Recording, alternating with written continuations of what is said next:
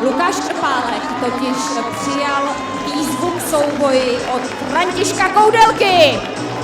A v modrém kimonu olympijský vítěz Lukáš Krpálek.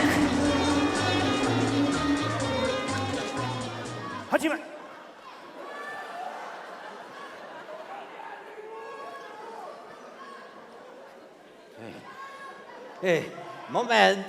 Moment. Já si potřebuju něco zařídit.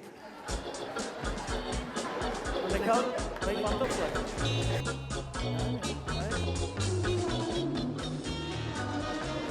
Tak kde pak je ten tvrďola, co tady čepuje to pivo? Slezte z toho lustru, Donalde. Trumpe, vidím vás.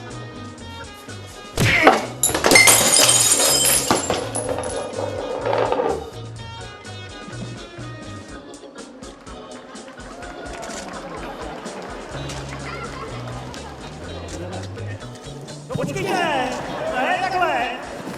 Ještě jsme nezačali, že to děláme, chlape. Postavíme tak. Hadíme. Jo, počkejte. Je sobota? Ne. Není, je neděle už od rána. Neděle? No neděle, no. No to já mám ale špatný den. A teď to máte z roku 74.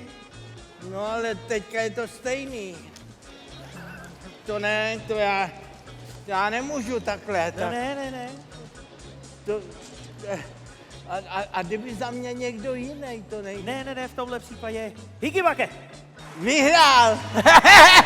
Hikivake je označení pro nerozhodný souboj. No jo, ale já jsem vyhrál.